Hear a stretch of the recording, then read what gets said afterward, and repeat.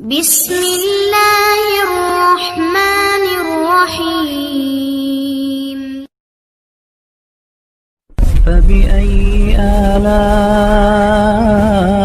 ربكما تكذبان 12واں پارہ ہے۔ اس کے بالکل شروع میں اللہ تعالیٰ نے فرمایا کہ وَمَا مِن دَابَّةٍ فِي الْأَرْضِ إِلَّا عَلَى اللَّهِ رِزْقُهَا، فرمایا کہ نہیں ہے کوئی جاندار جو زمین پر چلتا ہو اور اس کا رزق اللہ کے ذمے نہ ہو۔ فرمایا جو زمین پہ چلنے والے ہیں، جو آئے ہیں، رب کریم نے ان کے رزق کا ذمہ اپنے ذمے رکھا ہوا ہے۔ اور فرمایا اس کے قیام کی جگہ، یعنی اس کے باپ کی پشت یا ماں کا رحم یا زمین پر جہاں وہ ٹھہرے گا، اور سپردگی کی جگہ یعنی جہاں اس کا مکان یا اس کی قبر بنے گی، اللہ تعالیٰ اس کو بھی جانتا ہے، اس کا بھی رب کریم نے بندوبست کیا ہے، اور یہ سب کچھ روشن کتاب میں مذکور ہے۔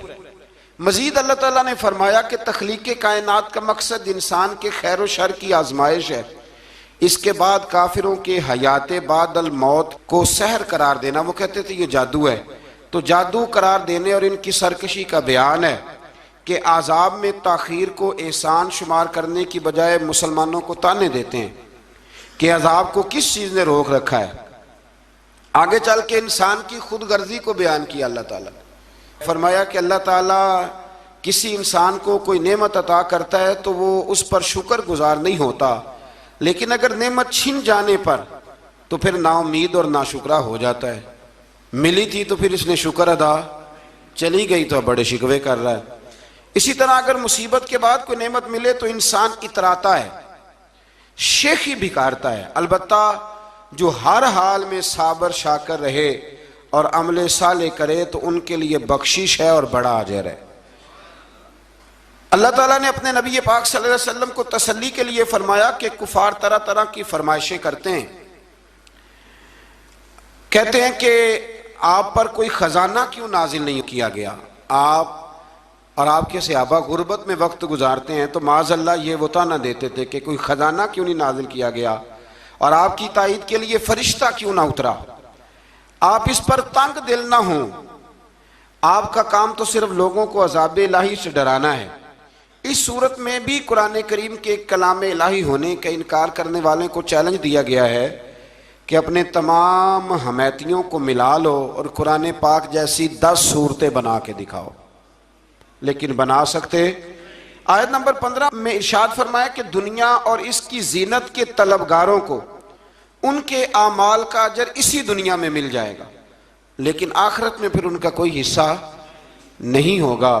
اجر آخرت کے اعتبار سے ان کے اعمال باطل ہو جائیں گے۔ آیت نمبر 17 میں قرآن کی حقانیت کا انکار کرنے والوں کے لیے نار جہنم کی وعید کا ذکر ہے، اور قرآن کے اللہ کی جانب سے حق ہونے اور بغیر کسی شک کے اس پر ایمان لانے کا ذکر ہے۔ اس کے بعد اللہ تعالیٰ پر جھوٹ باندھنے والوں اور اللہ کے رستے سے روکنے والوں کا ذکر کیا گیا کہ قیامت کے دن ان پر گواہ پیش ہوں گے کہ یہ اپنے رب پر جھوٹ باندھتے تھے، اور ان پر اللہ کی لعنت، ان کے لیے دوہرے عذاب اور آخرت میں ان کی یقینی ناکامی کا ذکر ہے۔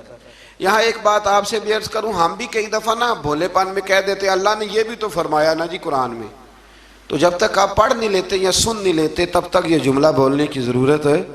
اسی طرح نبی پاک علیہ السلام نے فرمایا جس نے مجھ پر جھوٹ باندھا، جھوٹی حدیث بیان کی، وہ میں نے کہا ہی نہیں تھا پر اس نے جھوٹی حدیث بیان کی، تو حضور فرماتے اس نے حدیث نہیں سنائی بلکہ اپنا جہنم کے اندر مکان بنا لیا ہے۔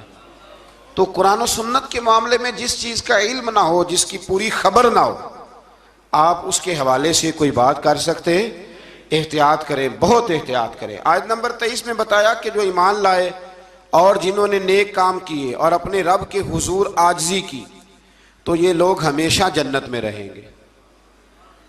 مزید فرمایا کہ مومن اور کافر کی مثال ایسی ہے جیسے اندھا اور بینا، مومن گویا دیکھنے والا ہے اور کافر گویا اندھا ہے اور بہرا اور سننے کی صلاحیت رکھنے والا۔ آیت نمبر 25 سے 23 تک میں پھر حضرت نوح علیہ السلام اور ان کی قوم کے حالات بیان ہوئے کہ نوح علیہ السلام نے جب اپنی قوم کو توحید کی دعوت دی اور انکار پر عذاب الہی سے ڈرایا تو قوم کے سرداروں نے ان سے کہا، بھلا کیا کہا؟ کہنے لگے آپ تو ہم جیسے بشر ہیں، تو ہماری طرح ہی ہیں آپ، اور آپ کے پیروکار پسماندہ یعنی غریب لوگ ہیں اور کم عقل لوگ ہیں، ہماری رائے میں آپ کو معاذ اللہ ہم پر کوئی فضیلت حاصل نہیں، بلکہ معاذ اللہ ثم معاذ اللہ۔ کہنے لگے آپ تو جھوٹے ہیں، اللہ کے نبی کو کہہ رہے ہیں معاذ اللہ، استغفر اللہ۔ نوح علیہ السلام نے جواب دیا کہ میں اپنے رب کی جانب سے واضح دلیل رکھتا ہوں اور اس نے مجھے رحمت سے نوازا ہے، لیکن تم میرے مقام کو سمجھنے کی صلاحیت نہیں رکھتے، تم اتنی صلاحیت رکھتے نہیں ہو۔ اور پھر ارشاد فرمایا کہ میں تم سے دعوت حق کے صلے میں کسی اجر کا طلبگار نہیں ہوں، اور نہ ہی میں اہل ایمان کو اپنے پاس سے دھتکارنے والا ہوں، اور میں نے یہ دعویٰ بھی نہیں کیا کہ میرے پاس اللہ کے خزانے ہیں، اور نہ میں از خود غیب جاننے والا ہوں، اور نہ ہی میں یہ کہتا ہوں کہ میں فرشتہ ہوں، نہ میں یہ کہتا ہوں کہ جن لوگوں کو تم اپنی نظروں میں حقیر جانتے ہو اللہ انہیں خیر سے نہیں نوازے گا۔ فرمایا یہ ٹھیک ہے کہ اللہ بشروں میں سے رسول بناتا ہے، پر جسے بناتا ہے پھر اسے بڑی شانیں عطا فرماتا ہے۔ پہلے دن سے انسان کا یہ مسئلہ ہے، پہلے دن سے انسان کا یہ مسئلہ ہے کہ وہ کہتا ہے میں انسان سے ہدایت حاصل کروں، لیکن رب نے بھی قانون بنایا ہے کہ اللہ تبارک و تعالیٰ بندے پر ہی وحی فرماتا ہے، فرشتوں اور جنوں کو اللہ نے اس منصب کے لیے منتخب نہیں فرمایا۔ قوم نوح نے کہا کہ آپ نے ہم سے بہت بحث کی معاذ اللہ، پس جس عذاب سے آپ ہمیں ڈرا رہے ہیں وہ لے آئیے۔ تو نوح علیہ السلام نے کہا کہ اللہ چاہے گا تو تم پر عذاب بھی آ جائے گا۔ آیت نمبر 37 سے 47 میں بتایا کہ اللہ تعالیٰ کی طرف سے نوح علیہ السلام کو حکم ہوا کہ ہماری نگرانی میں اور ہماری وحی کے مطابق آپ کشتی بنائیے، اور ظالموں کے بارے میں ہم سے کوئی بات نہ کریں۔ حضرت نوح کی خواہش تھی کہ یا اللہ انہیں بھی معاف کر دے، فرمایا یہ ظالم ہے تو میرے نبی ان کے بارے میں مجھ سے کوئی بات نہ کریں، وہ ضرور غرق ہو جائیں گے۔ پھر وہ کشتی بنانے لگے، اور جب ان کی قوم کے سردار ان کے پاس سے گزرتے تو ان کا مذاق اڑاتے۔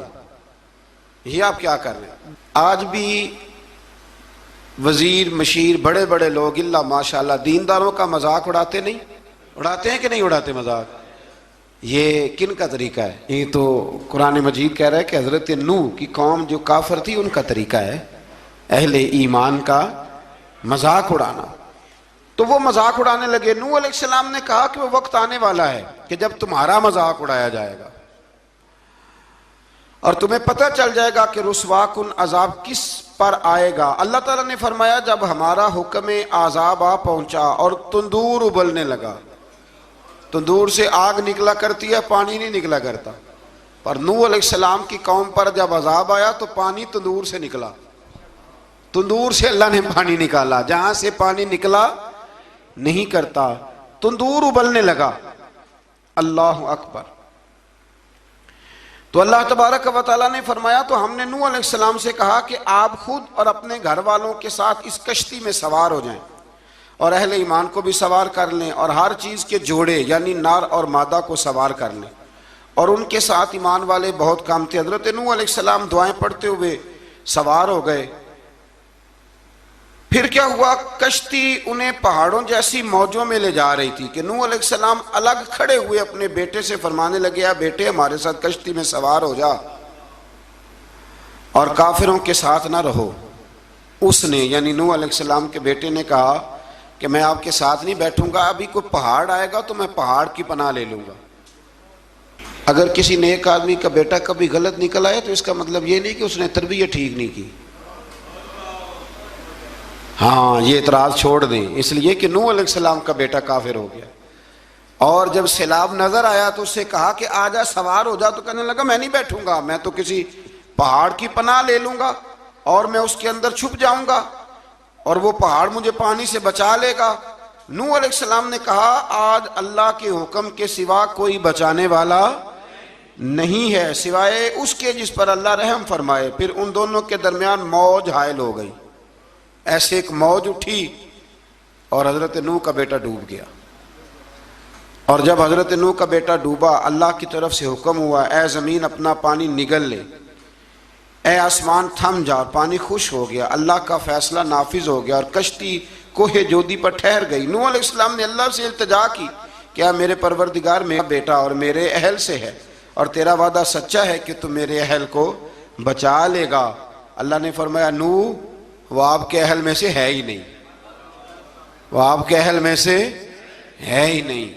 اہل میں سے وہ ہوگا جو آپ کے طریقے پہ چلے گا، جو طریقے پہ نہ چلے وہ نسل میں سے ہے ہی نہیں، وہ ختم ہو گئی بات۔ اللہ اکبر۔ اس کے اعمال ٹھیک نہیں، جس بات کی حقیقت کا آپ کو معلوم نہ ہو اس کے بارے میں سوال نہ کریں۔ تو نوح علیہ السلام نے اللہ تعالیٰ سے اپنی اس اجتہادی خطا پر مغفرت اور رحم کی دعا کی۔ پھر طوفان نوح تھم جانے کے بعد وہ سلامتی کے ساتھ اتر گئے۔ اجتہادی خطا میں نے ایک لفظ بولا ہے، یہ اجتہادی خطا کا مطلب یہ ہے کہ بعض اوقات انبیاء سے ایسی باتیں سرزد ہو جاتی ہیں کہ جو تعلیم امت کے لیے ضروری ہوتی ہیں، تاکہ لوگوں کو پتہ چل جائے کہ اللہ کی بارگاہ میں توبہ کیسے کرنی۔ اگر وہ لوگ توبہ نہ کرتے تو ہمیں توبہ کے طریقے سمجھ میں، یعنی ان سے اجتہادی خطا ہو گئی، کہنے میں کرنے میں کوئی ایسی بات ہو گئی جو بظاہر اللہ تعالیٰ کی رضا والی، تو فوراً معافی مانگ لیتے تھے۔ لیکن اب امتی اٹھ کے کہے کہ نبی گناہ گار ہے معاذ اللہ۔ حضرت آدم نے دعا مانگی تھی نا، ربنا ظلمنا انفسنا، اے اللہ ہم نے اپنی جانوں پر ظلم کیا۔ انہوں نے کہا تھا تو اگر کوئی بندہ حضرت آدم کو ظالم کہے گا تو کافر ہو جائے گا، تو اگر وہ کہے کہ وہ تو خود کہہ رہے ہیں، ایک بندہ اڑ جاتا ہے کہتے ہیں جو خود کہہ رہے ربنا ظلمنا، تو خدا کے بندے وہ اللہ کے نبی ہیں، وہ رب سے کہہ رہے ہیں، وہ عاجزی کے طور پر کہہ رہے ہیں۔ کچھ لوگ اڑ جاتے ہیں کہتے ہیں خود حضور نے کہا ہے جی انا بشر مثلکم، میں تمہاری طرح کا بشر ہوں، خود نبی پاک نے کہا ہے۔ عجیب بیوقوف بندے ہو، نبی کریم تو کہہ سکتے ہیں پر امتی اٹھ کے نہیں کہہ سکتا۔ اس نے تو کہنا ہے وہ حبیب اللہ ہیں، اس نے تو کہنا ہے وہ قیامت میں شفاعت کرنے والے ہیں، امتی نے تو کہنا ہے وہ سارے نبیوں کے سردار ہیں، وہ امام الانبیاء ہیں۔ امتی وہ لفظ ادا کرے گا جو اس کے بنتے ہیں۔ اب کوئی بندہ اٹھ کے کہہ دے، دیکھے نا ایک بہت بڑا عالم تقریر کرتے ہوئے کہے جی میں تو ان پڑھ آدمی ہوں، تو اس کا شاگرد کہے کہ استاد جی قسم اٹھائے ہاں آپ نے تقریر میں کہا نہیں میں ان پڑھ ہوں، آپ تو ان پڑھ ہے، تو یہ بات ادب ہے کہ بے ادبی ہے؟ چلیں اس سے آگے چلتے ہیں، یہ بھی ذرا مشکل سے سمجھ میں آئے گی۔ ایک اور بات جو جلدی سمجھ میں آ جائے گی، ایم این اے جب اعلان کرتا ہے، تقریر کرتا ہے، الیکشن لڑتا ہے، تو کہتا نہیں میں قوم کا خادم ہوں، کہتے ہیں نا کہ میں قوم کا خادم سے آپ کیا کچھ کراتے ہو؟ سارے کام کراتے ہیں نا۔ خادم کو بندہ یہ بھی کہہ لیتا ہے کہ جھاڑو دے دے گلی میں، کہتے ہو کہ نہیں کہتے؟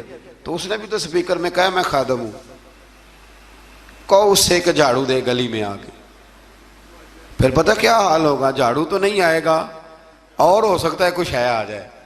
تو اس لیے اب کوئی بندہ کہے جی انہوں نے خود کہا ہے، تو ایک کچھ پوری جماعت ہے لوگوں کی جو بات کو سمجھتی نہیں، کہتے ہیں خود کہا ہے میں بشر ہوں، انہوں نے خود کہا میں غیب نہیں جانتا، انہوں نے خود کہا میرے پاس خزانہ کوئی نہیں، انہوں نے خود کہا میرے پاس کوئی شے نہیں۔ تو اس لیے آپ سمجھیں کسی کے لفظوں پر اگر آپ گرا لگا کے بیٹھیں گے تو پھر اس سے بے ادبی ہوگی۔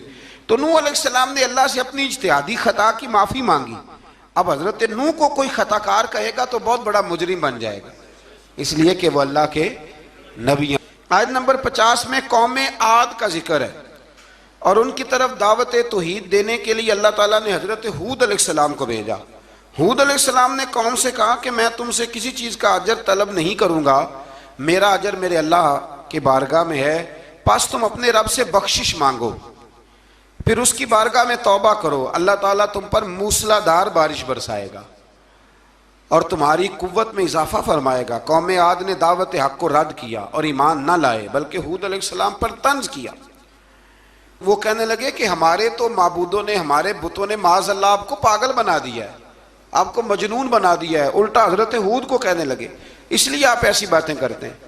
ہود علیہ السلام نے کہا میں اللہ کو گواہ بناتا ہوں اور تم بھی گواہ رہنا کہ میں تمہارے شرک سے بری ہوں، اور میں اللہ پر توکل کرتا ہوں، اور میں نے رسالت کا حق ادا کر دیا ہے۔ آیت نمبر 58 میں اللہ تعالیٰ نے فرمایا جب ہمارے عذاب کا وقت آ گیا تو ہم نے اپنی رحمت سے ہود اور ان کے ساتھ مومنوں کو نجات عطا کی۔ قوم عاد نے اللہ کی نشانیاں اور رسولوں کو جھٹلایا اور دنیا اور آخرت میں لعنت کے حقدار ہوئے۔ آیت نمبر 61 میں پھر سے حضرت صالح علیہ السلام اور ان کی قوم سمود کے حالات کو بیان کیا گیا ہے۔ حضرت صالح نے کہا ہے میری قوم اللہ وحدہ لا شریک کی عبادت کرو، اس سے بخشش طلب کرو، اس کی بارگاہ میں توبہ کرو، اس نے تمہیں زمین سے پیدا کیا ہے، اس پر آباد کیا ہے۔ جواب دیا ہے صالح، ہمارے آباء و اجداد کے معبودوں کی عبادت کو روکنے سے پہلے ہمیں آپ سے بڑی امیدیں تھیں، اور اب آپ ہمیں روکنے لگ گئے ہیں باپ دادا کے دین سے، لیکن اب ہمیں آپ کی دعوت کے بارے میں شکوک ہیں۔ صالح علیہ السلام نے اپنی قوم سے کہا کہ یہ اللہ کی اونٹنی ہے اور یہ تمہارے لیے نشانی ہے، اسے چرنے کے لیے آزاد چھوڑ دو اور اسے تکلیف نہ دینا۔ اللہ اکبر، ورنہ تمہیں عذاب پہنچے گا۔ انہوں نے اونٹنی کی کونچیں کاٹ ڈالی۔ صالح علیہ السلام نے کہا تم صرف 3 دن اپنے گھروں میں مزے اٹھا لو، 3 دن، پھر اللہ کا یقینی عذاب آئے گا۔ پھر ایک چنگاڑ نے ان کو آ دبوچا، وہ اپنے گھروں میں گھٹنوں کے بل اوندے پڑے رہ گئے۔ صرف صالح علیہ السلام ان کے ساتھ اہل ایمان اس عذاب سے بچے۔ یہ 3 قوموں کا ذکر ہو گیا، نوح علیہ السلام کی قوم کا بھی، ہود علیہ السلام کی قوم کا بھی، اور حضرت صالح علیہ۔ آگے اللہ تبارک و تعالیٰ نے آیت نمبر 69 میں اس بات کا بیان فرمایا کہ حضرت ابراہیم علیہ السلام کے پاس فرشتے بشری شکل میں آئے، انسانی شکل میں۔ انہوں نے اجنبی مہمانوں کے لیے بچڑے کا بھنا ہوا گوشت تیار کرایا۔ آپ یقین کریں کچھ باتیں لوگ ایسی بیان کرتے ہیں کہ جن کو نہ سن کے بندے کا دل کرتا ہے کہ اس بندے کو بتائیں کہ یار یہاں تو دین سارا پڑھ۔ ایک صاحب مجھے کہنے لگے جی میں ایک پیر صاحب کے پاس گیا تھا تو بڑی مرغن غذائیں تھیں، انہوں نے میری بڑی خدمت کی پر مجھے نہیں اچھا لگا، پیروں کو چاہیے سادی روٹی رکھیں۔ میں کہ تو پیراں واسطے لسٹ بنا خاں انہوں نے کس طرح دا ہونا چاہیے۔ یہ بہت بڑی مصیبت ہے، اگر آپ سادہ کھانا کھلا دیں تب بھی اعتراض ہے، اچھا کھلا دیں کہنے رولا ہے کوئی پیر چوکھے مالدار میں، دونوں طرف سے مسئلہ۔ تو کہنے لگا جی نہیں پیروں کا کیا کام ہے، وہ کڑائیاں اور وہ سارے۔ تو پھر میں نے انہیں کہا کہ آپ اس طرح کریں، گھر جا کے نا تو 12ویں سپارے کی تلاوت کریں۔ حضرت ابراہیم نے اپنے مہمانوں کے لیے بھونا ہوا کھانا تیار فرمایا تھا۔ تو آپ کیا کہیں گے کہ حضرت ابراہیم درویش نہیں تھے؟ عجیب بات ہے بھائی، آپ ہر بات میں اڑ جاتے ہیں۔ دین ہم نے وہ لینا ہے جو اللہ کا قرآن ہمیں دیتا ہے اور رسول اللہ کی حدیث ہمیں دیتی ہے۔ جب انہوں نے دیکھا کہ مہمان کھانے کی طرف ہاتھ نہیں بڑھا رہے تو ان کو ڈر محسوس ہوا۔ حضرت ابراہیم کو فرشتوں نے کہا کہ ہمیں قوم لوط علیہ السلام کے عذاب کے لیے بھیجا گیا ہے۔ حضرت ابراہیم کی بیوی کھڑی تھی، اس پر وہ مسکرائیں تو فرشتوں نے اللہ کی طرف سے انہیں حضرت اسحاق علیہ السلام اور اس کے بعد حضرت یعقوب علیہ السلام کی بشارت عطا۔ اسحاق علیہ السلام حضرت ابراہیم کے بیٹے ہیں اور یعقوب علیہ السلام پوتے ہیں، اور یعقوب علیہ السلام کے بیٹے یوسف علیہ السلام۔ ہاں اللہ اگر چاہے تو 7 نسلوں میں نبوت رکھ دیتا ہے اگر اس کی منشا ہو۔ تو حضرت یعقوب کی بشارت دی۔ انہوں نے حیرت سے کہا کہ ہم دونوں میاں بیوی تو بوڑھے ہیں، اس عمر میں اولاد کیسے ہوگی؟ تو فرشتوں نے جواب دیا اے ابراہیم کے گھر والو، تم پر اللہ کی رحمتیں اور برکتیں ہوں، اللہ کی قدرت پر تمہیں کیوں تعجب ہے؟ اللہ فرماتا ہے کہ بیٹے کی بشارت سن کر ابراہیم کا خوف دور ہو گیا، اور پھر وہ قوم لوط کے بارے میں گفتگو کرنے لگے۔ ابراہیم بہت بردبار، اللہ سے آہوزاری کرنے والے اور اس کی طرف رجوع کرنے والے تھے۔ اللہ تعالیٰ نے حضرت ابراہیم علیہ السلام کو فرمایا اے ابراہیم اس گزارش سے آپ گریزاں رہیں، اس کا یقینی فیصلہ ہو چکا ہے اور ان پر نہ ٹلنے والا عذاب نازل ہو کے رہے گا۔ وہ کیا گناہ کرتے تھے؟ لوط علیہ السلام کی قوم کو میں نے بتایا تھا، مرد مردوں سے بدفعلی کرتے۔ تو حضرت ابراہیم نے بھی عرض کی، بار بار گزارش کی، بحث کی کہ اللہ مہربانی فرما ان کا عذاب۔ آپ دیکھیں نبیوں کے حوصلے کتنے بڑے ہیں، قومیں تنگ کرتی ہیں اور طرح طرح کی باتیں کرتی ہیں، اور پیغمبر پھر بھی کہتے ہیں یا اللہ مہربانی فرما، اے اللہ ان سے عذاب۔ آیت نمبر 77 میں حضرت لوط علیہ السلام کی قوم کی بدعمالیوں اور لوط علیہ السلام کے اپنی قوم کو بدعمالیوں کے باعث فرشتوں کی آمد، قوم کے بدعمال لوگوں کے دوڑ کر آنے اور حضرت لوط کو ان کے سمجھانے اور ان کے انکار پر مضطرب ہونے کا ذکر ہے، جس پر فرشتوں نے حضرت لوط کو تسلی دی کہ آپ فکر نہ کریں، ہم آپ کے رب کے فرشتے ہیں، یہ آپ اور ہم تک نہیں پہنچ سکیں گے۔ آپ رات کے آخری حصے میں قوم کی طرف توجہ کیے بغیر ہجرت فرما لیں، اس لیے کہ صبح کے وقت ان پر عذاب آئے گا۔ جب اللہ کا عذاب آیا تو اس نے بستی کے اوپر کے حصے کو نیچے کر دیا اور قوم لوط کے اوپر اللہ کی طرف سے لگاتار نشان زدہ پتھر برسائے گئے، لگاتار پتھر آئے۔ آیت نمبر 84 میں اللہ تعالیٰ نے حضرت شعیب علیہ السلام اور ان کی قوم کا ذکر فرمایا ہے اور ان کے جرائم کو بیان کیا گیا ہے۔ وہ ناپ تول میں کمی کرتے تھے، دوسروں کو چیزیں کم تول کر دیتے تھے۔ اللہ تعالیٰ نے ان سے فرمایا کہ فساد فی الارض سے باز آؤ اور اپنے سے پہلے سرکش امتوں کا انجام دیکھ لو۔ جب حضرت شعیب کی نصیحتوں کا ان پر اثر نہ ہوا تو پھر اللہ تعالیٰ نے انہیں بھی عذاب سے ہلاک کر دیا۔ آیت نمبر 94 میں فرمایا کہ جب ہمارا عذاب آیا تو ہم نے اپنی رحمت سے حضرت شعیب اور ان پر ایمان لانے والوں کو بچا لیا، اور ظالموں کو ایک زبردست چنگاڑ نے پکڑ لیا تو صبح وہ اپنے گھروں میں اوندے منہ پڑے تھے، گویا وہ کبھی وہاں آباد تھے ہی نہیں۔ آیت نمبر 96 میں حضرت موسیٰ علیہ السلام کو عطا کیے جانے والے 9 معجزات کا ذکر ہے۔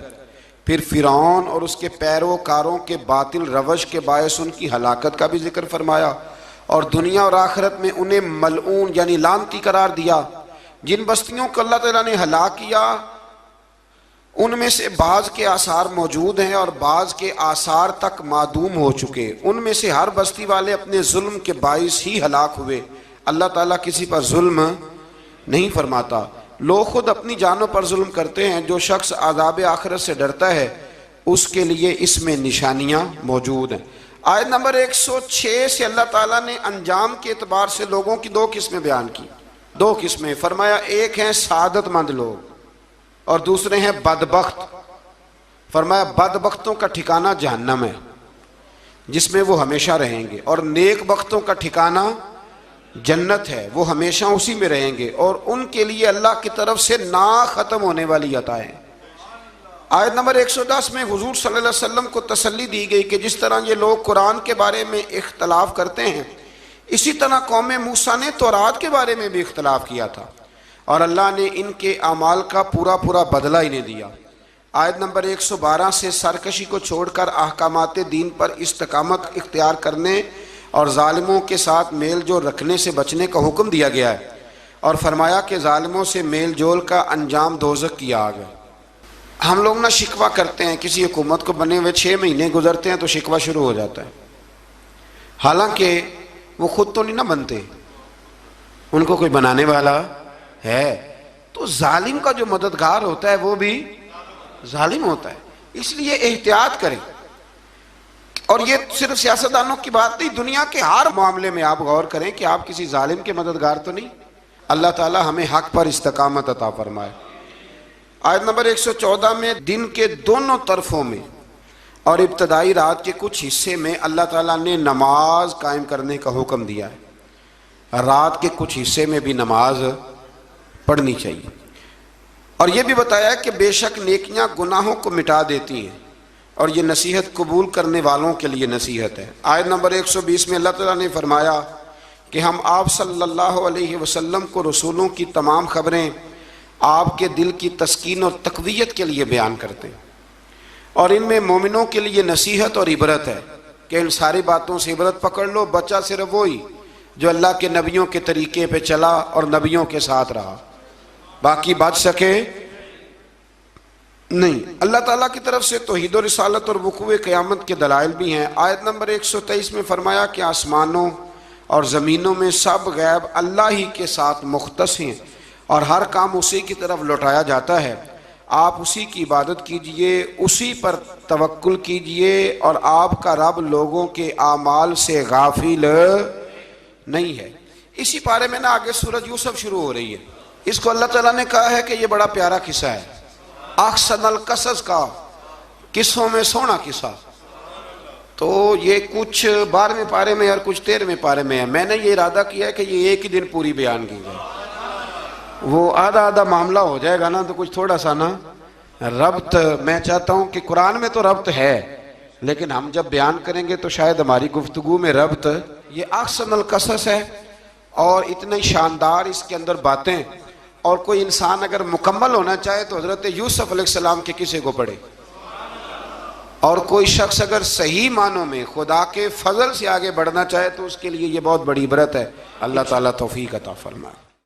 آپ کو اس قسم کی مزید بھی ویڈیوز سے آگاہ کرتے رہیں گے، ایسی معلومات فراہم کرتے رہیں گے۔ اگر آپ نے ابھی تک ہمارے چینل کو سبسکرائب نہیں کیا تو چینل کو سبسکرائب کر لیجئے۔ کمنٹ سیکشن میں ہمیں بتائیے کہ کیا آپ کو یہ معلومات پسند آئیں، اور اگر یہ معلومات پسند نہیں آئیں تو ان کی وجوہات کیا تھیں، اور اگر پسند آئی ہیں تو ان معلومات کو دوسروں کے ساتھ شیئر بھی کیجئے، اور یہ جان لیجئے کہ ہمیں بھی قیامت کی تیاری کرنا ہے۔ وما علینا الا البلاغ المبین۔